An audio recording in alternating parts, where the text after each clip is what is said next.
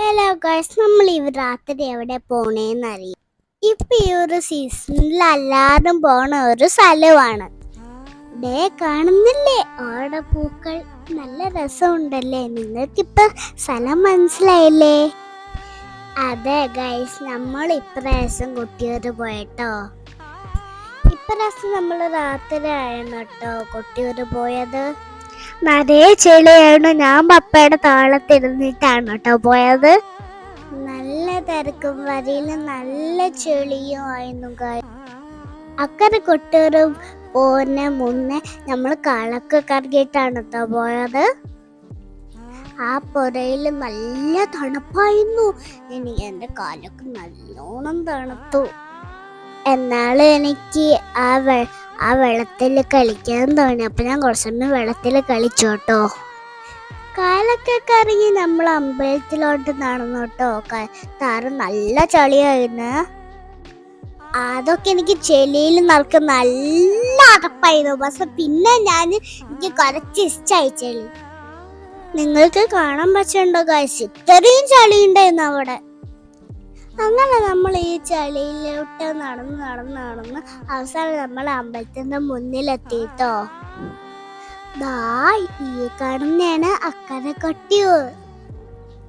നിങ്ങൾ ഓർമ്മേനിച്ച് ഒരു അമ്പലം കണ്ടിട്ടുണ്ടോ? അതാണ് കൊട്ടിയൂർ.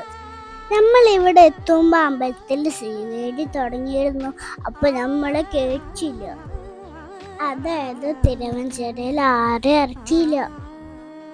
ഗൈസ്, ഇവയില് 2 ആന ഉണ്ടായിരുന്നു കേട്ടോ. ഗൈസ്, എനിക്കും പപ്പയ്ക്കും ആനേനെ ഇഷ്ടമാണ്. പക്ഷെ അമ്മയ്ക്ക് ആനേനെ ഇഷ്ടമല്ല. എന്താന്ന് വെച്ചാൽ അമ്മയ്ക്ക് ആനേനെ പേടിയ.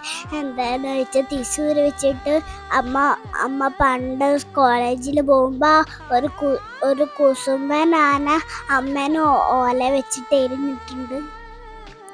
അതൊക്കെ പോട്ടെ, നമ്മൾ അവിടെ നിന്നിട്ട് കുറച്ച് സമയം പൂജയൊക്കെ കണ്ടോ. കുറച്ച് സമയം നമ്മൾ അവിടെ പൂജയൊക്കെ കണ്ടു നിന്നിട്ടോ. എന്നിട്ട് ഞാൻ അവിടുന്ന് പ്രാർത്ഥിച്ചു വന്നിട്ട് പ്രസാദം മേടിച്ചിട്ട് തിരിച്ചു പോണത് നമ്മൾ നല്ല ഉറക്കില്ല സ്ഥലത്തോട്ട് കളിച്ചിട്ടൊക്കെയാണ് കേട്ടോ പോകുന്നത്. എനിക്ക് ഇവിടെയും വെള്ളത്തിൽ കളിക്കാൻ ഇഷ്ടമായിട്ടോ. അങ്ങനെ നമ്മൾ നടന്ന് ഇക്കരെ കുട്ടിയോട്ട് പോവാണ് കേട്ടോ.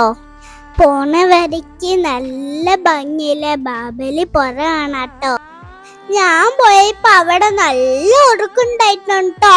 കുട്ടികളൊന്നും അവിടെ ചെല്ലാൻ പാടൂലേ.